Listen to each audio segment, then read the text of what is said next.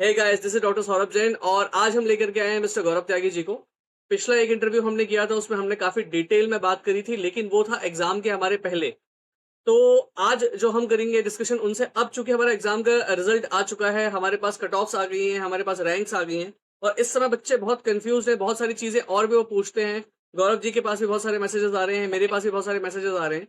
सो आज हम एक एक चीज को डिटेल में जाएंगे, पूरी काउंसलिंग के प्रोसेस को, और हम एक एक एस्पेक्ट पे बात करेंगे। सबसे पहले गौरव जी, बहुत सारी चीजें मेरी आपसे पहले भी डिस्कस हुई थी।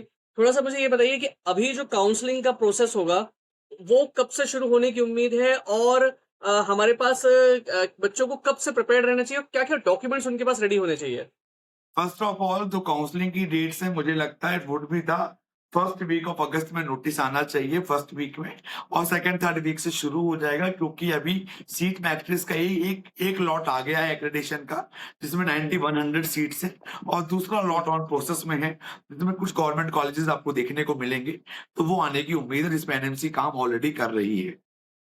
ओके। और डॉक्यूमेंट्स जो होते हैं, बच्चे मुझसे पूछते हैं सर डॉक्यूमेंट्स क्या क्या रिक्वायर्ड होंगे, काउंसलिंग के लिए बेसिक क्या क्या होना चाहिए हमारे 10th पास? की मार्कशीट, 12th की मार्कशीट, नीट यूजी का स्कोर कार्ड, नीट यूजी का admit card, migration certificate, caste certificate. OBC से है तो एनसीएल सर्टिफिकेट, ईडब्ल्यूएस है तो ईडब्ल्यूएस का सेंट्रल वाला format, SC category, ST category.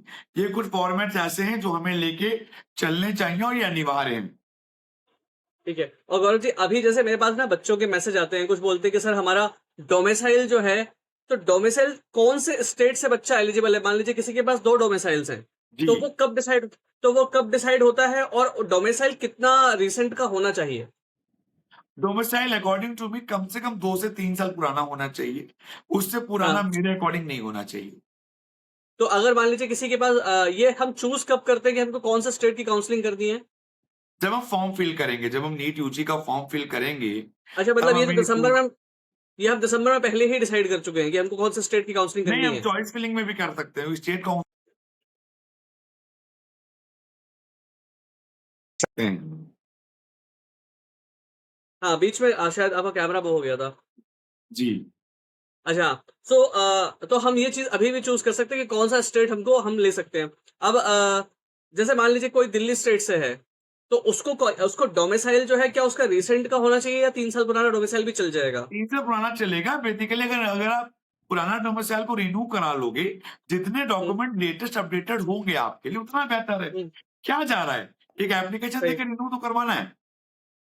और हमारे जो ये जो कास्ट सर्टिफिकेट है, खास करके ईडब्ल्यूएस का, वो हमारा हर साल का होता है। अप्रैल के बाद, 1 अप्रैल के बाद हाँ। एनसीएल का भी और ओबीसी एनसीएल वाला भी और ईडब्ल्यूएस वाला भी। ओके, ठीक है। सो अभी आप, जैसे आपकी मेरी बात हो रही थी, आपने बताया था कि अभी हमारे जो एनएमसी है उसने कुछ फाइल्स जो है कॉलेजेस की हमारी अप्रैल मार्च अप्रैल में गई थी। जिन सीट्स का अप्रूवल अभी आ गया है, शायद वो सीट्स इस बार ऐड हो जाएंगी। और कुछ सीट्स जो है मई जून में भी अभी गई हैं फाइल्स, तो मेरे ख्याल से वो भी अभी काउंसलिंग के पहले ऐड हो जाएंगी। तो गौरव जी, जैसे कई बार आपके क्या होता है एक्सपीरियंस। जी। सीटें राउंड 2 में भी ऐड होती हैं। आपने हाँ, मैं लास्ट आपसे में भी वही। देखा होगा। जी।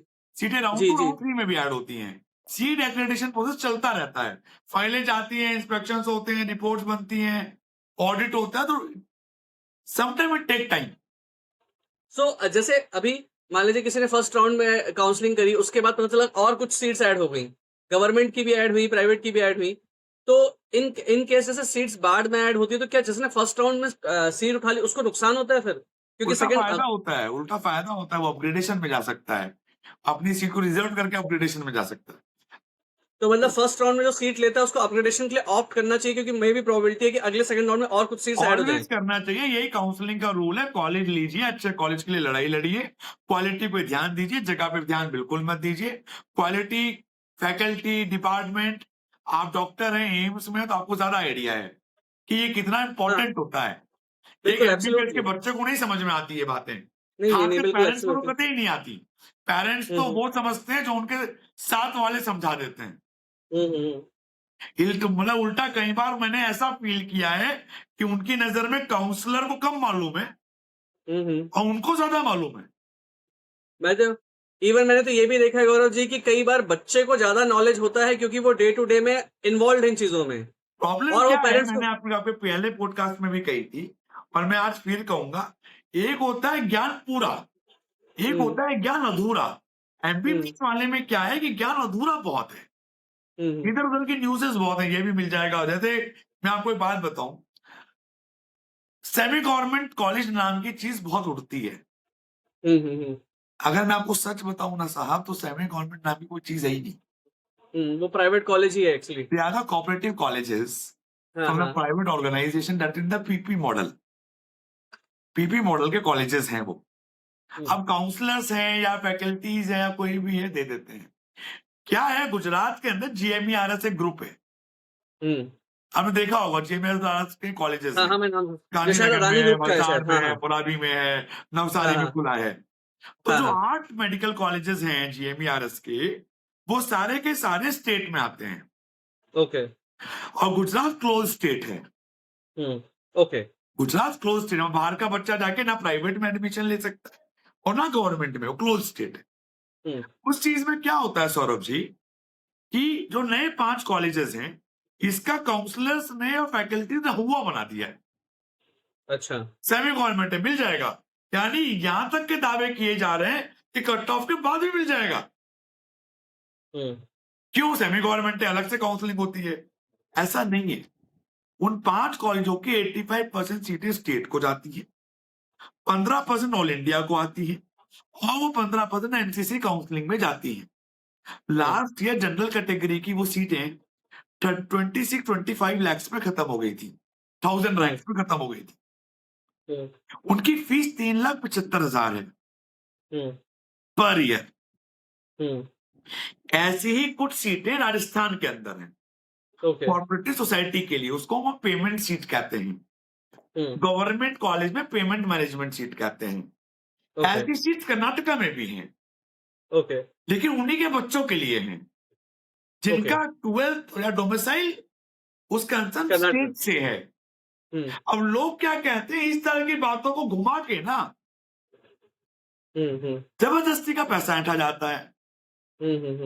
और इससे क्या होता है कि पेरेंट उल्टा हमें कहता आपको नहीं पता, आप नहीं जानते सर।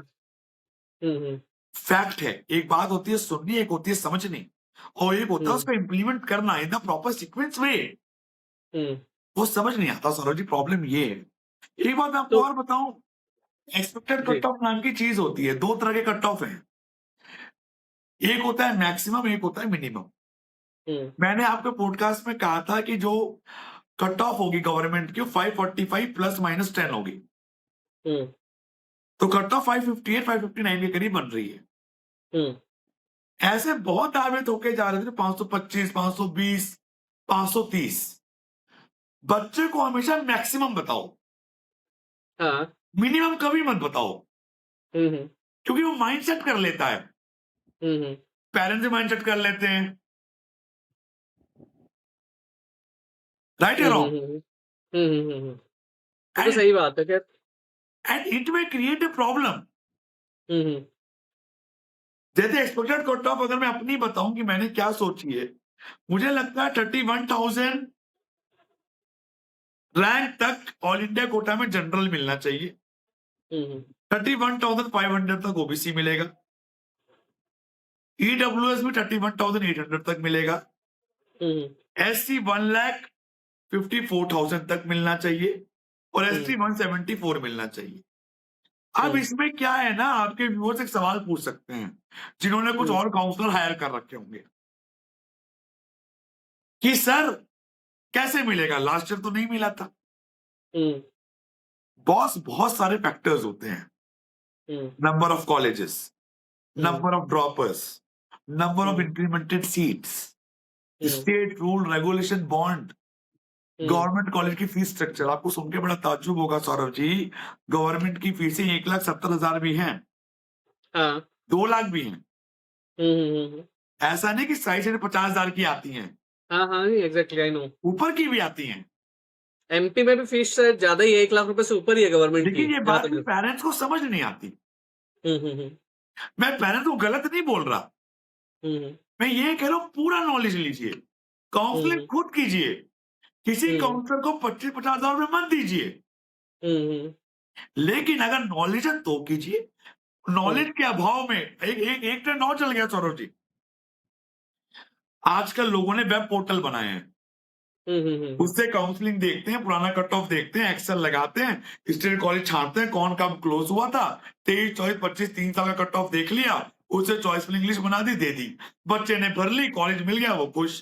काउंसलिंग की फीस कितनी थी? 10,000 रुपए, 5,000 रुपए, खुश हो गया पेरेंट्स।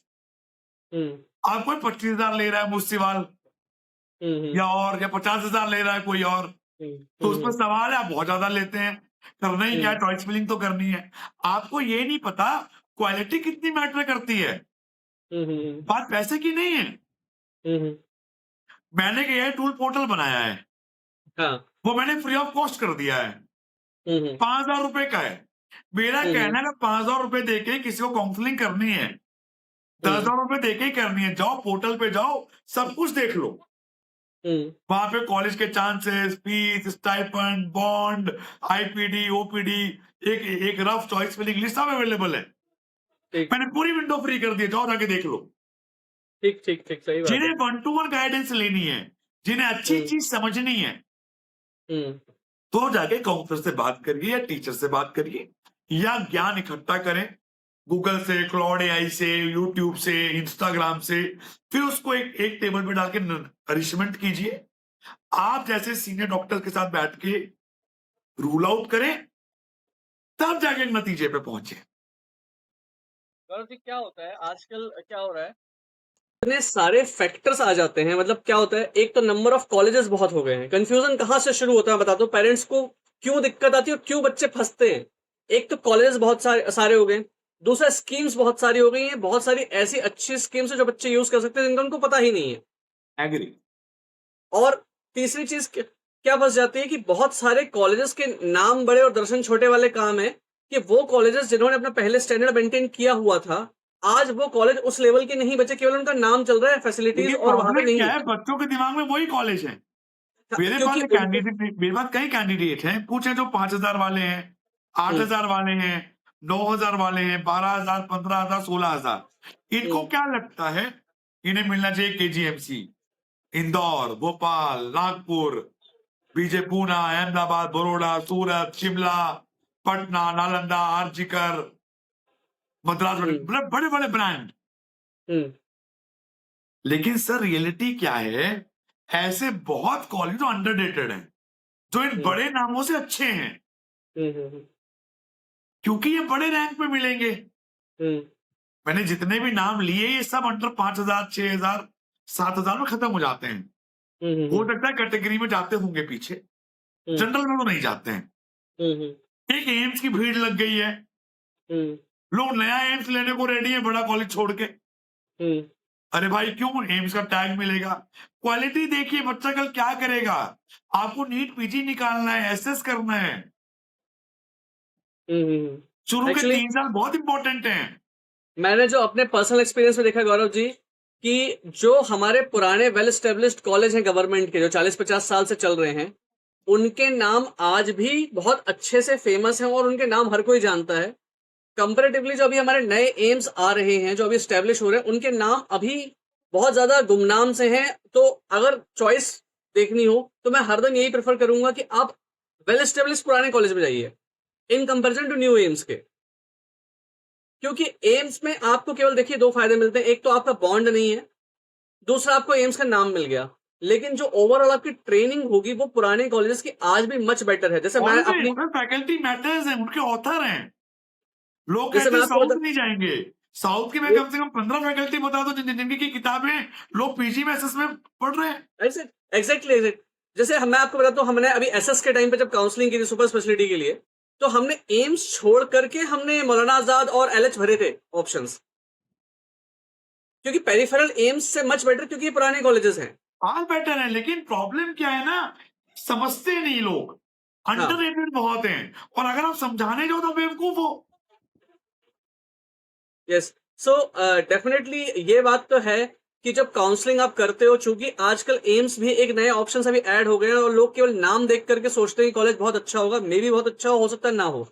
बट मैं हरदम ये कहता हूँ कि जो वेल मेरा एस्टेब्लिश एक ही पुराने कॉलेज कहना हैं, है सौरभ जी, आपको, आपकी ऑडियंस को, और जो यूथ है हमारा, कि नाम के पीछे मत भागिए, क्वालिटी के पीछे भागिए। पीछे भागे। क्वालिटी ही आपको एक्सेल करेगी, अदरवाइज कहानी खत्म हो जाएगी। मुझे बहुत लंबा कैरियर हो गया, 19 साल हो गए। आप लोग से जुड़े हुए मुझे 5 से 7 साल हो गए। मैंने बहुत फेसेस देखे हैं अपनी जिंदगी के, काउंसलिंग कैसे होती है, कॉलेजेस कैसे मिलते हैं। मेरे पास वो जनरेशन तक है जिसकी मैंने 2007 में एसएस में एडमिशन किया था, और आज उनके बेटे का यूजी है। अच्छा, ओके। ऐसा सही केस बात है। भी इस साल है मेरे पास हाँ, अगला कि जनरेशन आ गया। 2007 में वो एसएस के लिए आए थे, और आज वो हाँ, अपने बेटे को यूजी के लिए लाए हैं। नहीं एग्ज़ैक्टली तो मैं मान कॉलेज का सकता हूँ। फर्क पड़ता है, हाँ, उसकी डेप्थ नॉलेज होना, उस गहराई तक जाना हुँ, बहुत इंपॉर्टेंट है। जब मैं चॉइस फिलिंग लिस्ट बनाता हूँ ना सौरभ जी, तो मेरी चॉइस फिलिंग लिस्ट में बड़े ऑब्जेक्शंस होते हैं। अरे ये हुँ, कॉलेज ऊपर क्यों है, ये नीचे क्यों है, ये तो बड़ा नाम है। मुझे नाम से कोई लेना देना नहीं है भाई, हुँ, मुझे क्वालिटी से, एकेडमिक से, फैकल्टी से लेना देना है। हुँ, एमबीबीएस हुँ, में मेनली शुरू के 3 साल का एकेडमिक एक्सपोजर इंपॉर्टेंट है। चौथे हुँ, साल के लिए मुझे क्लिनिकल एक्सपोजर इंपॉर्टेंट है। जो हुँ, बाकी जो क्लिनिकल 19 सब्जेक्ट आने हैं, क्लिनिकल, हुँ, पैराक्लिनिकल, नॉन क्लिनिकल मिला के नीट पीजी में, मुझे उसका हुँ, एक्सपोजर देखना जरूरी है। मुझे हुँ, paper publication, thesis, seminar, presentation, exposure सब देखना जरूरी है। हुँ, आपको सुनकर बड़ा ताज्जुब होगा, काफी स्टेट के मेडिकल कॉलेजेस हैं जिनके यूजी के 3rd और 4th ईयर के बच्चे कॉन्फ्रेंसेस में जाते ही नहीं है, उन्हें पता ही नहीं है। हुँ, हुँ, या तो आप हुँ, लैक ऑफ अवेयरनेस मान लो, हुँ, या आप कुछ भी मान लो। हुँ, हुँ, हुँ। And really very surprising. और पेरेंट्स क्या कहते हैं, कोई बात नहीं है, एमबीबीएस तो एमबीबीएस है, कहीं से भी कर लो। नहीं, नहीं, मैं आपको मेरे एमपी का ही एग्ज़ाम्पल देता हूँ। कॉलेजेस कुछ ऐसे हैं गौरव जी, मैं आपको बताऊँ कि वहाँ पर ना जितने बच्चे हैं उतने पेशेंट भी नहीं है एक दिन में। रियलिटी है। एक पूरे के पूरे डिपार्टमेंट के अंदर अगर दिन भर में 10 पेशेंट 15 पेशेंट आ जाएँ, तो भी बड़ी बात है। और उन कॉलेजेस में उन डिपार्टमेंट से पीजी चल रही है। मतलब वहाँ पे रेसिडेंट अगर 4 अवेलेबल हैं, जो वहाँ से पीजी कर रहा है, तो दिन भर में एक पेशेंट एक पीजी को एक दिन में 2 या 3 पेशेंट भी देखने नहीं मिल रहे। अब ये बच्चे क्या होता है जब ट्रेन करके निकलते हैं, कर तो लेते हैं, डिग्री तो हो गई इनके पास। उसके बाद इनका जो एक्चुअल स्ट्रगल शुरू होता है ना, क्योंकि इनको काम नहीं आता, कहीं पर भी खड़े होते हैं जब ये काम करने के लिए, तो प्रॉब्लम ये आती है कि आपको नए सिरे से कोई काम सिखाएगा नहीं। क्योंकि अब आप जब पीजी को पास आउट करके चले गए हो, तब आप जब काम करना शुरू करोगे तो आपसे एक्सपेक्ट किया जाएगा कि आपको काम आता है। और सेम हैपेंस विद एमबीबीएस। अगर आपने एमबीबीएस कर ली, आपने किसी भी जगह से कर ली, और अगर आपकी ट्रेनिंग उतनी अच्छी नहीं है, तो जब आप कहीं जॉब करने जाते हो तो वो चीज़ आपकी लैक ऑफ स्किल दिखता है। डेफिनिटली कहीं न कहीं दिखता है, तो और मैं तो बस पैसे जब एक ही आपके बात कहूंगा, जी, बच्चों को कॉलेज लेना है तो रैंडम भर के कुछ भी ले लो। अगर अपने आप को एक्सेल करना है, चीजों को समझना है, तो प्रॉपर रिसर्च करके चॉइस फिलिंग करो। चॉइस हुँ, फिलिंग की लिस्ट एक दिन में नहीं बनती, वी टेक 3-4 हाँ, days with the whole homework, तब हुँ, भर के बनो। पुराने कट ऑफ को देख के तो कृपा करके फिलिंग ना करो। ठीक, किसी ने अगर आपको लिस्ट दी है तो उसे क्रॉस क्वेश्चन करो। हुँ, उनको पता होना चाहिए, IPD, OPD, OT, faculty, department का मालूम होना चाहिए। ये सब तो अनिवार्यता है। बस आपको कल की तारीख में यूजी नाम के लिए करनी है, पीजी का ड्रॉप लेके फिर पीजी कर लेंगे। अगर आपको इस टेंडेंसी में लेनी है तो आपको किसी की आवश्यकता नहीं है। Just fill the counting at the scene. Thank you so much. तो गौरव जी ना, अब मैं आपसे कुछ स्पेसिफिक क्वेश्चंस पूछूँगा जो बच्चे मुझसे पूछते हैं, एंड जी। I need specific answers from you, ताकि हम बच्चों को कुछ क्वालिटी कंटेंट भी प्रोवाइड कर पाएँ। जी। देखिए, पहली चीज़, अगर कोई बच्चा कॉलेज में चूज़ कर रहा है, मान लीजिए 4 कॉलेजेस उसके पास ऑप्शन है, क्या-क्या चीज़ें उसको 2 कॉलेज के कंपैरिज़न के लिए देखनी चाहिए? किसी कॉलेज में क्या-क्या देखनी चाहिए स्पेसिफिक चीज़ें उसको? सबसे पहले फैकल्टी, फैकल्टी ठीक है, department wise, department wise okay, कि कितनी फैकल्टीज कितने डिपार्टमेंट में हैं। ओके, उसके बाद number of lectures, number of lectures okay, उसके बाद ओरिएंटेशन प्रोग्राम जो होता है किसी टॉपिक को लेके, हाँ, उस कंसर्न सब्जेक्ट का। हाँ, हाँ, हाँ, उसके बाद कॉलेज का इंफ्रा, इंफ्रा यानी टेक्नोलॉजी, कितना टेक एनेबल्ड है हाँ, वो, क्योंकि अब ठीक है, टेक्नोलॉजी का जमाना आ गया है, हर चीज ठीक टेक के है, साथ चल रही है। ठीक, ठीक, ठीक है। कंसेप्शनल क्लियरेंस, किसी हुँ, टॉपिक का कंसेप्शनल क्लियरेंस कितना है, हुँ, फैकल्टी कैसे डिलीवर कर रही है, हुँ, इनपुट आउटपुट कैसा है, हुँ, उसका ऑब्जर्वेशन कैसा है। ओके। एंड इसके बाद सेमिनार प्रेजेंटेशंस। और जितना जितने आपके सीनियर्स आ गए हों उतना बेटर है ना, जितना पुराना जेआर हो प्राइवेट। हाँ। मतलब कितने जेआर हैं, कितने एसआर हैं, हम्म। ये भी पीजी इंपॉर्टेंट है कि फैक्टर नहीं, है। पीजी है वहां की नहीं, पीजी पीजी है या अगर है तो नहीं और है? बेटर है। हाँ। हाँ, अगर पीजी है तो एसएस है या नहीं है, एसएस है तो फेलोशिप है या नहीं है, हम्म। एक्सेलरेशन बढ़ता जाता है। और एक एक और चीज ना। चीज जिसका बहुत हाँ। कम ध्यान दिया जाता है, दैट्स फॉर एल्यूमिनी। हाँ। एल्यूमिनी एल्यूमिनी एल्यूमिनी हाँ। कि आपकी एल्यूमिनी कैसी है, हाँ। हाँ। हाँ। आपका पुराना इतिहास कैसा है। हम्म। और अगर नया कॉलेज है हम्म। तो आप कैसा इतिहास बनाओगे, ये इंपॉर्टेंट है। हम्म। अगर 2023 का कॉलेज है, 24 का, 25 का, 26 का, 22 का, तो हम्म। आप कैसी लेगेसी बनाओगे इस कॉलेज की, हम्म। ये आप पे डिपेंड करेगा। क्योंकि एंड फैकल्टी और बच्चे का कॉम्बिनेशन होता है, हम्म। तभी जाके चीजें एक्सेलरेट होती हैं। और आप देखो एडटेक को कैसे यूज करते हो वो भी इंपॉर्टेंट है, अब अपने जैसे आप को कई बार। एनहांस करने के लिए। हाँ। अब जैसे क्या होता है कि मैंने जो देखा है, जैसे दिल्ली और दिल्ली के एनसीआर के जो कॉलेजेस हैं वहां पे यूजली फैकल्टी थोड़ी सी अच्छी इसलिए मिल जाती है क्योंकि जो दिल्ली से पास आउट होता है वो दिल्ली के आसपास के कॉलेज ही ढूंढता है जॉब के लिए, तो फैकल्टी यूजली दिल्ली से मिल जाते हैं। वहीं पर अगर कोई बहुत रिमोट जगह पे कॉलेज है तो यूजली फैकल्टी उतनी अच्छी जाना वहां प्रेफर नहीं करती। डिपेंड है, बिकॉज इसका डिपेंड है, हाँ। जैसे मैं जवाब दूं, पौंडीचेरी काफी पीछे का मतलब प्लेस है पौंडीचेरी। हाँ। और जिपमर पौंडीचेरी है, जीएमसी पौंडीचेरी है, हाँ। आईजीएमसी हाँ। पौंडीचेरी, 3 कॉलेजेस हैं। वहां की हाँ। रिटायर्ड फैकल्टी प्राइवेट कॉलेजों को पढ़ा रही है, हाँ। हाँ। हाँ एग्जैक्टली। तो काफी एक्सेल हो गया। हम्म। ऐसे ही लखनऊ का एरिया है, हम्म। ऐसे ही हम्म। पटना का एरिया है। हम्म। हर जगह एक एरिया बने हुए हैं, जो तो फैकल्टीज हैं वो रिटायरमेंट के बाद भी एज ए वॉलेंटियर या as a hmm. On a net salary basis hmm. या रूटीन में रहने के लिए आती हम्म। हैं, एक्सेल करती हैं हम्म। और चीजों को एनचेंस करती हैं। ये तो देखिए गौरव जी, ये तो है ही, क्योंकि क्या है, रिटायरमेंट एज गवर्नमेंट की 65 है लेकिन प्राइवेट से 70 है। राइट। तो क्या होता है कि वैसे हमारे जो एनाटॉमी के एचओडी थे उन्होंने 3 बार रिटायरमेंट लिया, क्योंकि पहले रिटायरमेंट 60 साल था, एक बार रिटायर हुए। फिर गवर्नमेंट ने एज बढ़ा दी 65, फिर वो 65 पे रिटायर हुए। फिर गवर्नमेंट ने प्राइवेट की एज कर दी 70, फिर वो 70 पे फिर रिटायर हुए। तो बहुत सारे अच्छी अच्छी फैकल्टी जो कहीं बहुत अच्छे टॉप इंस्टीट्यूट से पास आउट है लेकिन वो जाकर के किसी ना किसी प्राइवेट कॉलेज में जॉब कर रही है और पढ़ा वहां रही पर है। वो उस लेवल ऑफ एक्सेलेंस प्रोवाइड करते हैं। एंड ये भी मैंने देखा है कि जो कॉलेज की कनेक्टिविटी अच्छी है, मीन्स अगर वो किसी बड़े शहर के पास है या वहां तक रोड्स अच्छी हैं, अप्रोच अच्छी है, बहुत दूर नहीं है, वो कॉलेज यूजली वहां पर ज्यादा, वहां पर मिक्सिंग ऑफ कल्चर होता है, वो ज्यादा बेटर होते हैं, जो मुझे फील हुआ। इसके अलावा एडटेक होना भी जरूरी है सौरभ जी, एडटेक होना। हाँ। यानी अब तो आजकल देखिए। जितनी चीजें इम्प्रूव हो रही हैं, हम्म। चाहे इंडिया में या चाहे बाहर, कितने सारे पब्लिकेशंस आ रहे हैं हर हम्म। टॉपिक पे, हम्म। उनके ऑनलाइन पोर्टल्स पे, उनकी ऑनलाइन लाइब्रेरीज पे आपका होना इंपॉर्टेंट है। देखिए ये हम्म। फैक्टर्स काउंटेबल ही नहीं है, क्योंकि हम्म। इसमें ध्यान ही नहीं देते। इसमें हम्म। 4th ईयर के बाद जाके ध्यान दिया जाता है, जब हम हम्म। पीजी देने जा रहे होते हैं, राइट और रॉन्ग। एग्जैक्टली शुरू एग्जैक्टली। के 4 साल ध्यान ही नहीं दिया जाता। और एक चीज मैं पूछना चाहूंगा कि जो चाहे हमारा गवर्नमेंट कॉलेज हो प्राइवेट हो, उसमें जो हमारा मैनेजमेंट होता है कॉलेज का या जो वहां का पॉलिटिकल एनवायरनमेंट होता है उस जगह का, उसका कितना इम्पैक्ट होता है, कौन सा पहली स्टेट में बात, कॉलेज। डॉक्टर साहब, जी। हम राजनीति करने कॉलेज नहीं गए हैं, ना ना। हम व्हाट आई एम, पढ़ने गए हैं। देखिए जो मैं बता रहा हूँ, जो मैंने बच्चों का पर्सनल एक्सपीरियंस लिया, कि कुछ कॉलेजेस हैं बच्चे जो प्रॉपरली अवॉइड कर रहे हैं, है ना, क्योंकि उन कॉलेजेस का नाम रिसेंट एक्टिविटीज के कारण बहुत ज्यादा खराब हो गया है।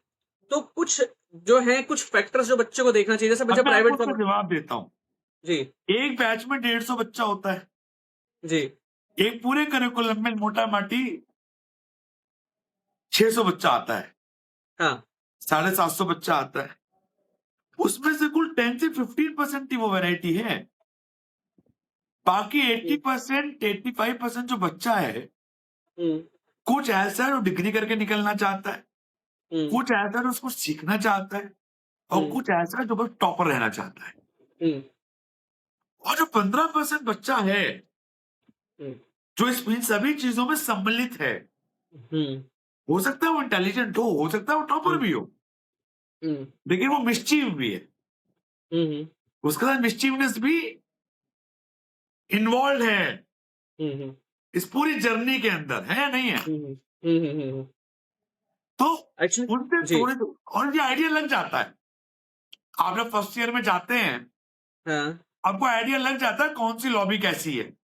हम्म, लेकिन एक बात को मैं और बताऊं, कोई कॉलेज अगर किसी बच्चे या किसी फैकल्टी की वजह से खराब हो जाए या हम्म, उसका नाम मीडिया में खराब हो जाए, तो सौरभ जी इसका मतलब ये नहीं होता कि उसकी कॉलेज का सब कुछ खत्म हो गया।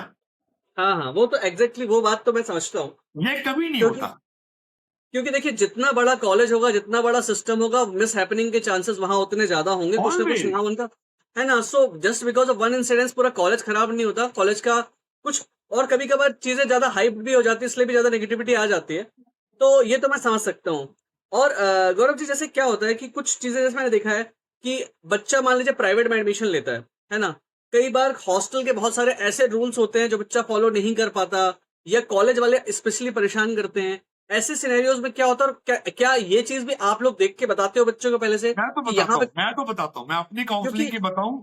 जो लोग मुझसे काउंसलिंग लेते हैं, भले ही मैं 25,000 रुपया की फीस लेता हूं, लेकिन मैं उसको जस्टिफाई करने की हिम्मत रखता हूं और पूरा जस्टिफिकेशन देता हूं, क्योंकि देखो, मुझे मालूम है हॉस्टल कैसा है, एनवायरनमेंट कैसा है, क्या रूल्स हैं, क्या रेगुलेशंस हैं। इवन मैं आपको बताऊं, लोग ना प्राइवेट में बस ट्यूशन फीस और हॉस्टल की बात करते हैं। मैं तो हाँ, लोगों को पूरा सिनेरियो बताता हूं सौरभ जी, कि टोटल फीस पूरी है कितनी। हाँ, tuition fees, hostel fees, academic fees, miscellaneous fees, exam fees, जिससे पेरेंट्स को पूरा आइडिया हो एटलीस्ट हम्म, कि पूरे 4.5 साल में कितने रुपए खर्च करने हैं। हम्म, लेकिन यहाँ ऐसा नहीं है। हम्म, यहाँ काउंसलर्स क्या करते हैं, या टीचर्स क्या कर रहे हैं, लोग क्या कर रहे हैं, ट्यूशन फीस बता दी 16,80,000, 2 लाख का हॉस्टल हो गया काम। लेकिन कैसे हो गया काम? 1 लाख मिसलेनियस कौन बताएगा? 80,000 रुपए एग्जाम की फीस कौन बताएगा? 35,000 करिकुलम चार्जेस कौन बताएगा? इवन और मैं आपको सुनिए, बताता हूँ जी। उसके बाद कॉलेज को बदनाम किया जाता है कि कॉलेज हिडन फीस ले रहा है। अरे भाई, वो हिडन नहीं ले रहा, वो पहले ही बता रहा है, आपको मालूम नहीं चला, वो आपकी गलती थी। नहीं, और कई बार क्या होता है ना कि जैसे बच्चा क्या होता है, एक मैं स्टूडेंट पर्सपेक्टिव से बता रहा हूँ। जब आप कोई कॉलेज ज्वाइन करते हो, तो कॉलेज कितना ही अच्छा क्यों ना हो, मैं बिल्कुल टॉप मोस्ट कॉलेज की भी बात कर रहा हूँ, अगर जो आपकी day to day quality of life है, मतलब अगर आपका हॉस्टल अच्छा नहीं है, खाना अच्छा नहीं है, इवन गर्मी पड़ रही मान लीजिए 40-45 डिग्री टेम्परेचर, और आप एसी लगाने की परमिशन नहीं दे रहे हॉस्टल में, ये चीजें इन फ्यूचर बहुत प्रॉब्लम क्रिएट करती है, क्योंकि बच्चे को 5-6 साल को निकालना है टाइम। लेकिन मैं आपको बताऊं, प्राइवेट कॉलेजों में तो सब जगह एसी की सुविधा आ गई है। और गवर्नमेंट कॉलेजेस में भी, जो मेन कैपिटल सिटीज में या टायर 2 टाउन्स में हैं, उनके हम्म, अंदर भी परमिशन सब मिलने लगी है। जो रियल हाँ, प्रॉब्लम आ रही है वो रूरल बेल्ट में अभी भी है, हम्म, खासकर यूपी में, एमपी में, हम्म, महाराष्ट्र में, कर्नाटका, तमिलनाडु के जो रूरल हम्म, बेल्ट के कॉलेजेस हैं, उनमें हम्म, आज भी एक समस्या है। अगर आप हम्म। लगा रहे हैं तो अपना एसी लगा रहे हो, और उसका अलग से आप मीटर पे रीडिंग अलग से पे कर रहे हो। ऐसी और क्लेम्स भी हैं बच्चों की। और प्रैक्टिकल प्रॉब्लम ये भी आती है कि अगर आप किसी ऐसे छोटे कॉलेज में पहुंच गए, या किसी ऐसी जगह पहुंच गए जहां पे फैसिलिटीज नहीं है, हॉस्टल अच्छा नहीं है, आप बाहर रहना चाहो, तो पता चला वहां बाहर रहने की फैसिलिटी भी प्रॉपर नहीं है, नहीं जी, क्योंकि शहर रिसेंट उतना ना डेवलप नहीं। रिमोट एरिया में कॉलेजेस हैं। हाँ। पता चला शहर से 20 किलोमीटर दूर कॉलेज है, हम्म, हाईवे पे खड़ा हुआ है कॉलेज। जहाँ क्या और करोगे? चार बताई, हाँ, आसपास जहाँ कुछ और है ही नहीं रहने का। सर, चाय पीने का खोखा नहीं है, हम्म, जो है और- कैंटीन है। आपके एमपी के अंदर, मैं नाम नहीं लूंगा, एक बहुत बड़ा प्राइवेट कॉलेज खुला है, 2012 में खुला था, बैरागढ़ के पास है। इतनी दूर था, कुछ भी नहीं था। अब तो हाँ फिर भी हाँ, आई बहुत नो। कुछ हो गया वहां। ऐसे हाँ बहुत हाँ, कॉलेजेस गिना दूंगा मैं गवर्नमेंट के आपको। हाँ हाँ, कम आई से नो, कम आई नो। मैं ऐसे 200 कॉलेज गिना सकता हूँ उंगलियों पे। ओके। सो गौरव जी, जो प्राइवेट कॉलेज की हमारी काउंसलिंग होती है, जो प्राइवेट कॉलेज की स्पेसिफिकली मैं बात करता हूँ, वो एक तो शायद मेरे ख्याल से दो काउंसलिंग चलती है, एक ऑल इंडिया चलती है, एक एमसीसी चलती है ना। थोड़ा सा मुझे इस बारे में बताएंगे कि प्राइवेट कॉलेज कोई बच्चा किसी भी स्टेट का हो, वो किन किन कॉलेजेस के लिए एलिजिबल होता है। अगर किसी बच्चे को प्राइवेट कॉलेज में लेना है, तो सबसे पहले उसे ये समझना चाहिए कौन सी ओपन स्टेट है और कौन सी क्लोज स्टेट है, और hmm, what is open and what is close.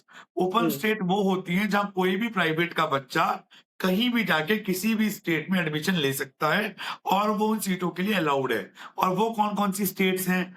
वो स्टेट है यूपी, वो स्टेट हम्म, है हिमाचल, वो ये स्टेट है ओपन हरियाणा। स्टेट्स है, ये ओपन स्टेट्स हैं। ये ओपन स्टेट्स हैं। जहाँ के यूपी, प्राइवेट हिमाचल। कॉलेज पूरे इंडिया के बच्चों के लिए खुले हुए हैं। अच्छा, ओके। और यूपी, कौन से ओपन स्टेट्स हैं? हिमाचल, जी।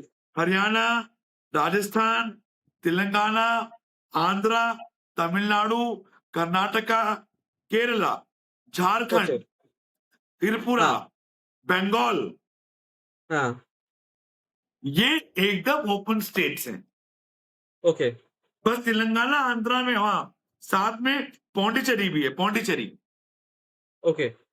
सो अगर कोई बच्चा है जिसको इन ओपन स्टेट्स के लिए अप्लाई करना है, तो उसको कैसे अप्लाई करना होगा, क्या करना सर होगा अगर उसे? किसी बच्चे के 213 नंबर है ना हाँ। और उसका yearly budget 25 to 30 lakh per year का है, हम्म। तो भी उसको सीट मिल जाएगी आराम से। पर डिपेंड करता है वो काउंसलिंग कैसे प्लान करता है। ठीक है।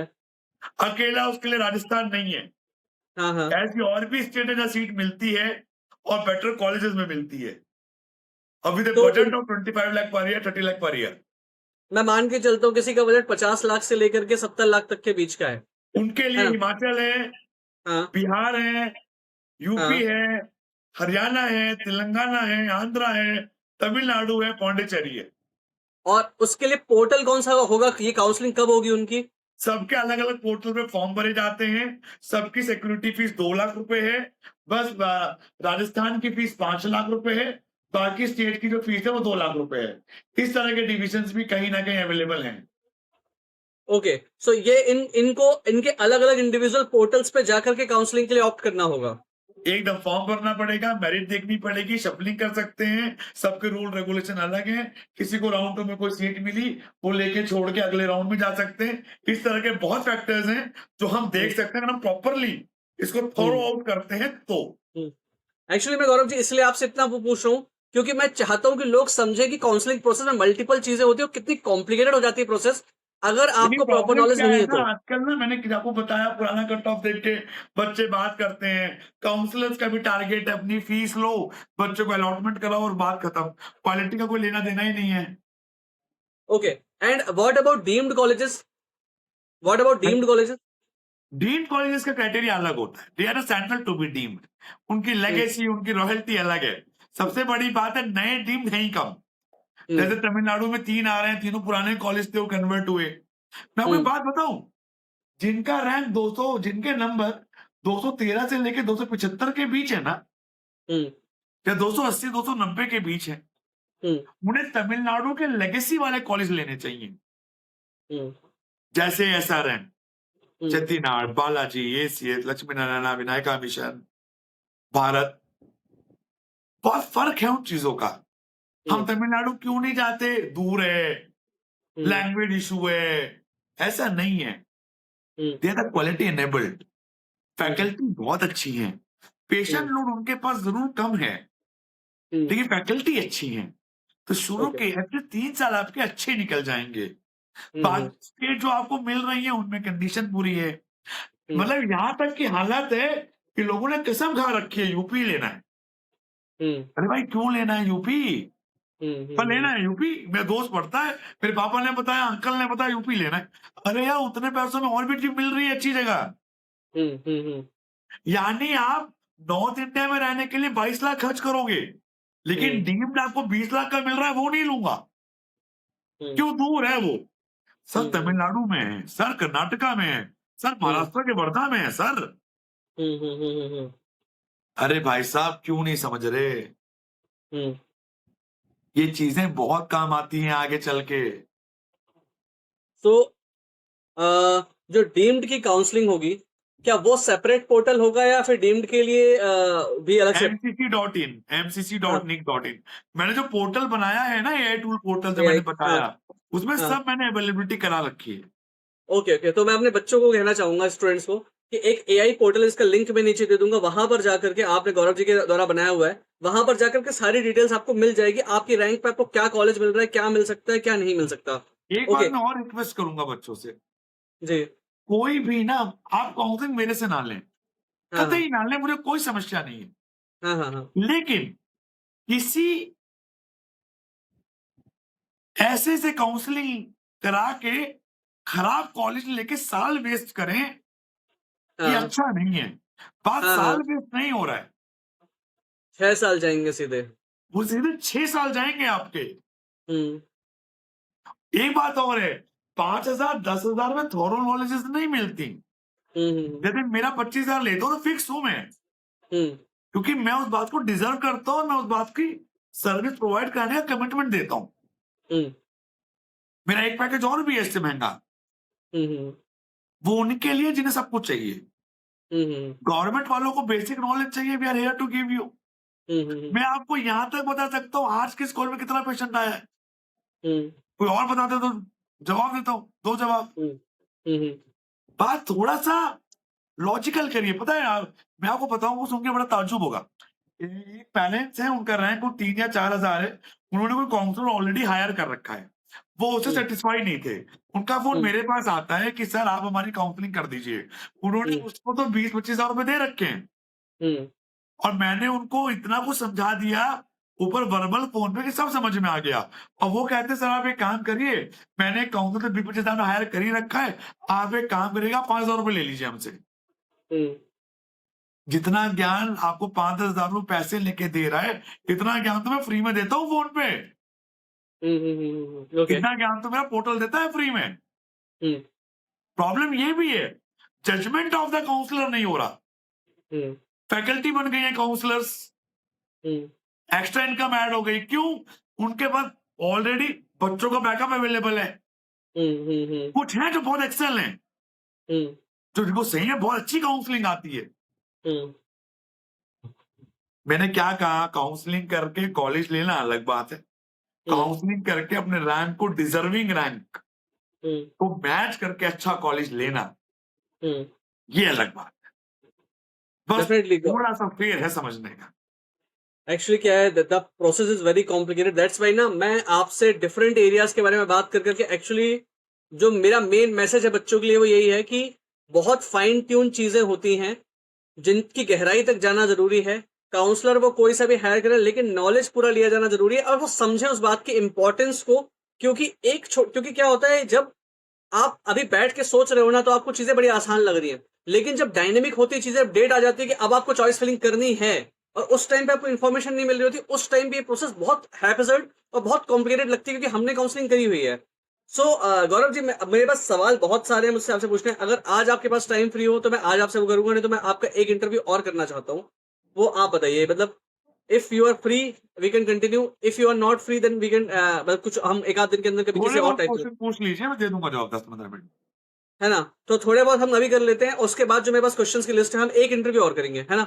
वो हम अलग अलग टाइम पर ही लोड कर देंगे। ओके। ओके। सो अब मुझे जैसे बताइए, एक बच्चों के साथ प्रॉब्लम ये आती है कि थर्ड राउंड ऑफ काउंसलिंग पे या स्टे राउंड के लिए बच्चा रुका हुआ है। क्या स्टेट की जो काउंसलिंग है वो उसी टाइम पैरेलली शुरू हो जाती है या बाद में शुरू होती है स्टे राउंड के पहले बाद, ऑल ऑल इंडिया इंडिया? की होती है, फिर स्टेट की होती है। पहले ऑल इंडिया 1 होगा, फिर स्टेट 1 होगा, all India 2, state 2, all India 3, state 3, all India 4, state 4। Okay. तो स्टे राउंड में यूजली क्या होता है, अगर बच्चा मान लीजिए बैठा हुआ है ऑल इंडिया के, तो क्या पैरेलली वो अपने स्टेट की काउंसलिंग में भी मैं आपको पार्टिसिपेट अपना कर बता सकता है? देता हूँ, मैं आपको अपने बारे में बता देता हूँ। स्टे राउंड का जजमेंट बहुत सोच समझ के दिया जाता है, हाँ हाँ हाँ हाँ क्योंकि जिससे उसका साल ना खराब हो। हाँ हाँ और हाँ। मैं अपनी तारीफ नहीं करूंगा, लेकिन मैं इतना बोलूंगा कि मेरी 97% एक्यूरेसी रही है। मुझे हम्म पहले से जजमेंट होता है कि इसको क्या मिलेगा, इस ट्रे हम्म में कहाँ जाएगा। और ये मैं राउंड 2 में बता देता हूँ बच्चे को, राउंड या राउंड 2 की स्टार्टिंग में, कि ये हम्म 5 से 6 कॉलेजेस हैं जो इस ट्रे में मिल सकते हैं। अगर हम्म तुम पेशेंस, प्रॉब्लम क्या है, पेशेंस लेवल टूट जाता है, बच्चे हम्म बिदक जाते हैं, हाँ हाँ हड़बड़ाहट में कुछ भी ले लेते हैं, और बाद हम्म में पेरेंट्स भी ज्ञान देते हैं और बच्चा भी ज्ञान देता है कि यार अच्छा मिल सकता था, किसी ने बताया नहीं, किसी ने रोका नहीं, किसी ने समझा नहीं। ये जजमेंट होते हैं। एक्चुअली सो मतलब जो स्ट्रे राउंड होता है जो हमारा ऑल इंडिया का, वहां तक अगर कोई जा रहा है, अगर उसको अच्छी सीट मिलने की उम्मीद है, तो उसको बहुत ज्यादा मतलब प्रॉपर प्रिसाइजली नॉलेज के साथ ही इसके जाना अलावा होगा मैं आपको और क्योंकि बताऊं, जी। स्टूडेंट ट्रैकिंग बहुत इंपॉर्टेंट है। आप बोलेंगे ये क्या है, किसी बच्चे ने स्टेट में कोई सीट ले ली, अब हाँ उस बच्चे ने ऑल इंडिया में भी ले ली, तो उसको हाँ ट्रैक करना भी इंपॉर्टेंट है आपके नीचे वाले रैंक को एक्सेल करने के लिए, हाँ कि वो स्टेट लेगा, ऑल इंडिया लेगा, लेगा तो क्या लेगा, स्टेट हाँ छोड़ेगा तो ऑल इंडिया में क्या छोड़ेगा। तो वो हाँ जजमेंट भी हाँ जरूरी है। और ये हाँ हाँ अंदाजा हाँ लग जाता है जब रिजल्ट आता है, तो देखे होंगे कि आपको चॉइस नंबर 4 अलॉट हुई, चॉइस नंबर हाँ 12 अलॉट हुई, तो ये हाँ अंदाजा लग जाता है कि इधर कौन सी, वो 12 कौन से भरे होंगे। ये हाँ एक्सपीरियंस ही बताता है। हाँ हाँ हाँ हाँ हाँ ये ये एग्जैक्टली ये तो बात है। ये हाँ हाँ रैंडम काउंसलिंग नहीं बताती। हाँ हाँ हाँ तो उससे ये अच्छा, अंदाजा लग जाता है कि हम क्या टारगेट करेंगे। हम्म असली खासियत कब है कि आपका रैंक 24,000 हो हम्म और आखिरी राउंड तक आपको 18-19,000 वाला कॉलेज मिल जाए। मिल जाए हाँ दैट कॉल्ड एक्सेलेंसी। हाँ हाँ हाँ exactly and it is doable if you have proper knowledge. Right. Okay and कुछ आप स्कीम्स के बारे में पिछले बार आपने बात करी थी। एक स्कीम के बारे में पिछले बार भी हमने डिस्कस किया था। क्या उसके अलावा एक जैसे स्कीम चलती है एमपी की मेधावी छात्र योजना? मेधावी चलती है आपके यहाँ, महाराष्ट्र में भी चलती है ऐसी योजना, गुजरात हाँ के अंदर भी स्कॉलरशिप योजनाएं हैं। ये अलग हाँ अलग स्कीम्स है वहां के बच्चों के लिए। तो जैसे मेरे पास एक बहुत मैसेज आता है एमपी के बच्चों का मेधावी छात्र योजना का। तो क्या उस योजना के बारे में थोड़ा सा ब्रीफली बता सकते हैं क्या है वो और उसमें क्या फायदा होता है क्या नुकसान है उसको लेने मैं का? आपको उसकी पूरी ड्राफ्टिंग बना के सेंड कर दूंगा स्टेप बाय स्टेप। आप ठीक है ओके। डिस्कशन में डाल दीजिएगा, या किसी, जब हम अगला पॉडकास्ट करेंगे इसमें हाँ बाय पूरा फ्रेम समझा दूंगा कि इसको ठीक अप्लाई है कैसे करते हैं, ठीक है। क्योंकि इससे एप्लीकेशन प्रोसेस, तो हम इसमें एक या तो एक पूरा हम पॉडकास्ट कर लेंगे जिसमें हम स्कीम्स के बारे में ही बात करेंगे भले ही वो एक छोटा काम हो। करेंगे, हाँ पॉडकास्ट कर लेंगे जिसमें हम मध्य प्रदेश, महाराष्ट्र, गुजरात, कर्नाटका में जिस तरह की स्कॉलरशिप स्कीम्स चल रही हैं प्राइवेट कॉलेजेस में, उस पर श्योर डिस्कस कर लेंगे। ठीक है। और एक चीज होती है Gaurav ji seat leaving bond है ना। बहुत सारे बच्चे जो हैं जिनकी रैंक बॉर्डर लाइन पर है बहुत सारे मेरे पास मैसेज आते हैं कि सर मैं पार्शियल ड्रॉप लेना चाहता हूँ ज्वाइन करूंगा कॉलेज बाद में मेरा छोड़ने का मन है मैं और अपग्रेड करना चाहता हूँ तो क्या ये पहले तो बच्चे मैं अपग्रेड? क्लियर कर दूं, सीट लिविंग बॉन्ड और कॉलेज बॉन्ड में फर्क होता है। जी सीट लिविंग बॉन्ड का मतलब होता है एमबीबीएस या एमएसएमटी करते हुए आपने जो सीट छोड़ी, उसकी हाँ आपको क्या पेनल्टी पे करनी है, हाँ पहला। ठीक है। और हम्म दूसरा बॉन्ड होता है बॉन्ड, हाँ स्टेट बॉन्ड, स्टेट रूरल हाँ सर्विस बॉन्ड, हाँ आरएसबी बोलते हैं हाँ उसको। दैट आई वो गॉट या सबका अलग अलग है। तो तो दोनों को पहले तो क्लैश नहीं करें। पता हाँ चला आपने इस बार नीट यूजी का एग्जाम दिया, आपकी रैंक आई 29,800 और हम्म आपको कोई लोअर कॉलेज मिल गया गवर्नमेंट का, और हम्म आप वहीं कोई बड़ा कॉलेज लेना हम्म चाहते हैं। उसी हम्म बच्चे ने दोबारा नीट यूजी का एग्जाम दिया, अगले तो हम्म उसकी रैंक 12,000 आ गई, हम्म तो वो बड़े कॉलेज में जाना है, तो इस हम्म कॉलेज की सीट लिविंग बॉन्ड पेनल्टी जो स्टेट गवर्नमेंट ने अप्लाई कर रखी है, वो देके हम्म, जा सकते ठीक है। मतलब वो सीट लिविंग बॉन्ड तो उसको देना ही पड़ेगा अगर उसने सीट छोड़ी है तो। हैं। डिपेंड और होता है state college to bond college. और स्टेट बॉन्ड अप्लाई होता है अगर आपने एमबीबीएस कंप्लीट किया तो उसके बाद तो आपको गवर्नमेंट की या तो जॉब जो उन्होंने कहा है वो करनी जॉब पड़ेगी। करनी है अगर या आप फिर उसको एनओसी छोड़ते लेके हो तो फिर पीजी, आप जॉब हाँ करो या फिर जॉब करो, या बॉन्ड तोड़ के पैसे दो, या फिर एनओसी लेके पीजी करने जाओ, फिर पीजी करने के बाद वापस आके बॉन्ड पूरा करो। लेकिन तब या डिफिकल्टी ज्यादा हो जाती है क्योंकि पीजी का ही बॉन्ड होता है, हाँ बॉन्ड पीजी का भी होता है, यूजी का एक तो एक तोड़ना पड़ता ही है। और गौरव जी क्या जो हमारे एमबीबीएस के बाद वाले बॉन्ड है वो सारे स्टेट्स इस समय स्ट्रिक्टली फॉलो कर रहे हैं कई जगह पर ऐसा है जहाँ पे फॉलो नहीं हो रहा पहले हो? नहीं कर रहे थे, अब कर रहे हैं। यूपी तो बहुत कर रहा है। हाँ पहले मध्य प्रदेश भी नहीं करता था, अब मध्य प्रदेश भी हाँ कर रहा है। महाराष्ट्र हाँ तो बहुत टफ हो गया है। हाँ कर्नाटका पहले से टफ था, हाँ बीच में लूज हुआ, कोर्ट में केसेस हुए, फिर टफ हो गया। हाँ अभी ओके भी कुछ स्टेट में तो थोड़ी लिबरल है, नॉर्थ ईस्ट लिबरल है, हाँ बंगाल टफ है, लेकिन फिर भी थोड़ा लिबरल है। बहुत तरह की चीजें हैं ये। ओके। जैसे मैंने बीच में सुना था कुछ स्टेट्स है कि जहां पर आपको वो बॉन्ड के लिए मजबूर नहीं करते क्योंकि उनके पास देने के लिए अलॉटमेंट की सीट्स नहीं है। है कुछ, आंध्रा है, हाँ हाँ तेलंगाना हम्म है ऐसी स्टेट। ओके। सो अच्छा एक बात ये भी थी सबसे ज्यादा पीजी सीट्स इस समय फायदा बच्चों को कहाँ से लेने में मिलता है अगर बच्चे का ऑप्शन मैं हो चार तो पांच कौन स्टेट्स का नाम बता देता हूँ।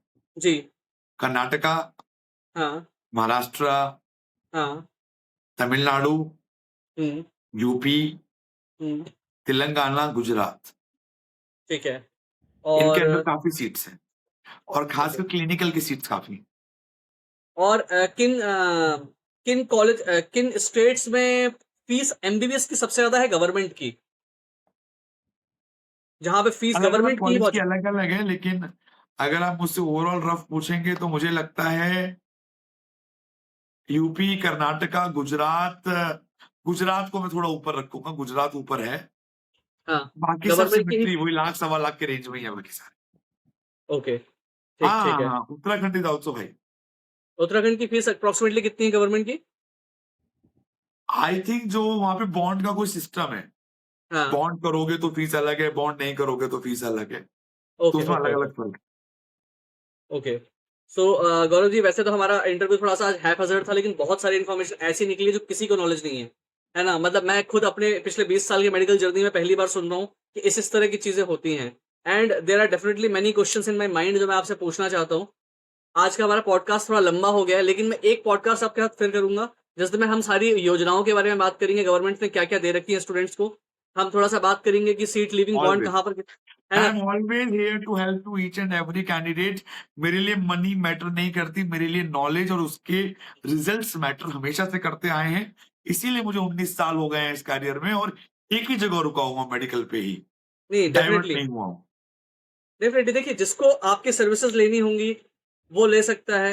एटलीस्ट हम लोगों तक प्रॉपर चीज पहुंचा दें, क्योंकि किसी ना किसी बच्चे का देखिए जो नहीं भी ले पाएगा, आपकी सर्विसेज अफोर्ड नहीं कर पाएगा, नॉलेज उसको मिलेगा कुछ तो, अपना दिमाग उसका 1% भी नॉलेज अगर वो बढ़ता है तो उसका कुछ ना कुछ डिसीजन मेकिंग में उसको फायदा मिलेगा, और वही एग्री। हमारा मेन गोल है। सो डेफिनेटली गौरव जी, आज के लिए आपके टाइम के लिए very very thank you. And definitely very soon we will have another podcast जहां पर हम और कुछ डिफरेंट टॉपिक्स के बारे में बात करेंगे। डिपेंड करता है आपके पास टाइम की अवेलेबिलिटी कितनी है, आप जब भी मुझे वो करेंगे, definitely we will have another session soon. So thank you. Thank you, thank you, thank you, thank you, thank you, thank you Gaurav ji.